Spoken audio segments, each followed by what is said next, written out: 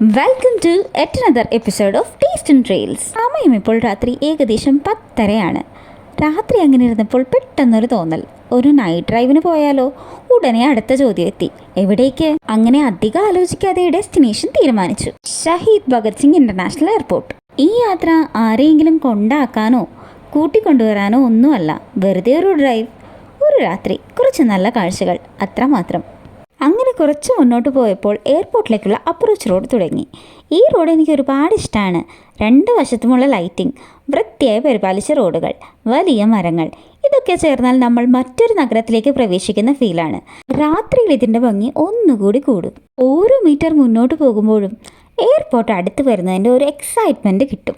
അങ്ങനെ welcome to Shaheed Bhagat international airport എന്ന board നമ്മളെ സ്വാഗതം ചെയ്യുന്നു. ഇവിടെ നിന്നും ഏകദേശം 3 കിലോമീറ്ററാണ് എയർപോർട്ടിലേക്കുള്ള ദൂരം. ഒരു കാലത്ത് ഈ വിമാനത്താവളം ചണ്ഡീഗഡ് ഇന്റർനാഷണൽ എയർപോർട്ട് എന്ന പേരിലാണ് അറിയപ്പെട്ടിരുന്നത്. 2022 ഇന്ത്യയുടെ ധീരനായ സ്വാതന്ത്ര്യ സമര സേനാനി ഷഹീദ് ഭഗത് സിംഗിന്റെ സ്മരണയ്ക്കായി ഇന്നത്തെ പേര് നൽകിയത്. പഞ്ചാബ്, ഹരിയാന, ചണ്ഡീഗഡ് എന്നിവിടങ്ങളിലെ പ്രധാന വിമാനത്താവളങ്ങളിൽ ഒന്നാണിത്.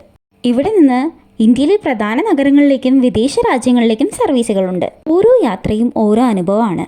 ഞാൻ എപ്പോഴും വിശ്വസിക്കുന്ന ഒരു കാര്യമുണ്ട്, മനസ്സൊന്ന് റിഫ്രഷ് ആവണമെന്നുണ്ടെങ്കിൽ 100 കണക്കിന് കിലോമീറ്ററുകൾ പോകേണ്ട കാര്യമില്ല. തൊട്ടടുത്തുള്ള ഒരു സ്ഥലത്തേക്ക് വെറുതെ ഒന്ന് പോയി വന്നാലും മതി. സത്യത്തിൽ എയർപോർട്ട് എന്നുള്ളത് എനിക്കെപ്പോഴും ഒരു വികാരമാണ്. കാരണം ഇവിടെ ഒരുപാട് കഥകളുണ്ട്. ആരുടെയൊക്കെയോ ജീവിതത്തിലെ ആദ്യ വിമാനയാത്ര, ആരെങ്കിലും വർഷങ്ങൾക്ക് ശേഷം സ്വന്തം നാട്ടിലേക്ക് മടങ്ങുന്നു, മറ്റൊരാൾ പുതിയ ജോലിക്കായി പുതിയൊരു രാജ്യത്തേക്ക് പോകുന്നു, ചിലർ സന്തോഷത്തോടെ സ്വീകരിക്കാൻ വരുന്നു, ചിലർ കണ്ണ് നിറഞ്ഞ് യാത്രയയക്കാനും. ഇതെല്ലാം ഒരു കെട്ടിടത്തിനുള്ളിൽ ഓരോ ദിവസവും നടക്കുന്നു. അതുകൊണ്ടായിരിക്കും എയർപോർട്ടുകൾ എനിക്കെപ്പോഴും സ്പെഷ്യലായി തോന്നുന്നത്. അങ്ങനെ നമ്മൾ എയർപോർട്ടിലെത്തി കുറച്ച് സമയം ഇവിടെ ചിലവഴിച്ചിട്ട് ലൈറ്റുകളും കെട്ടിടങ്ങളും ഇവിടുത്തെ അന്തരീക്ഷവും ഒന്ന് ആസ്വദിച്ച ശേഷം ഇനി തിരികെ വീട്ടിലേക്ക്. തിരിച്ചു വരുന്ന വഴിയിലാണ് വെൽക്കം ടു പഞ്ചാബ് എന്നുള്ള ബോർഡ് നമ്മളെ സ്വാഗതം ചെയ്യുന്നത്.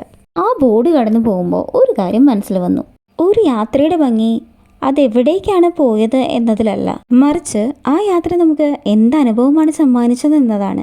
ഇന്നത്തെ യാത്രയും അങ്ങനെ തന്നെ. പ്രത്യേകിച്ച് ഒരു ലക്ഷ്യവുമില്ല, പ്രത്യേകിച്ചൊരു കാരണവുമില്ല, പക്ഷെ മനസ്സ് ഒരുപാട് റിലാക്സായി. ഇന്നത്തെ യാത്രയിൽ നമ്മളോടൊപ്പം ഒരാൾ കൂടി ഉണ്ടായിരുന്നു, ഇന്നത്തെ പൂർണ്ണചന്ദ്രൻ. ചിലപ്പോൾ മേഘങ്ങൾക്കിടയിൽ ഒളിച്ചു, പിന്നെ വീണ്ടും പുറത്തു വന്നു. നമ്മുടെ യാത്ര അവസാനിക്കുന്നത് വരെ ഒരു വാക്ക് പോലും പറയാതെ കൂടെ ഉണ്ടായിരുന്നു. അതുകൊണ്ട് ഇന്നത്തെ വീഡിയോ അവസാനിപ്പിക്കുന്നത് ഇന്നത്തെ യാത്രയിലെ ഏറ്റവും നിശബ്ദനായ കൂട്ടുകാരനെ കാണിച്ചുകൊണ്ടാണ്. സമയം കിട്ടുമ്പോൾ ഇങ്ങനെ ഒരു നൈറ്റ് ഡ്രൈവ് പോയി നോക്കൂ. ഒരുപാട് ദൂരം പോകണമെന്നില്ല, അടുത്തുള്ള സ്ഥലത്തേക്കായാലും മതി. വീഡിയോ ഇഷ്ടമായെങ്കിൽ ലൈക്ക് ചെയ്യൂ, ഷെയർ ചെയ്യൂ. ഇനിയും ഇത്തരത്തിലുള്ള രസകരമായ യാത്രാവിശേഷങ്ങൾക്കായി ടേസ്റ്റ് ആൻഡ് ട്രെയിൽ സബ്സ്ക്രൈബ് ചെയ്യാനും മറക്കല്ലേ.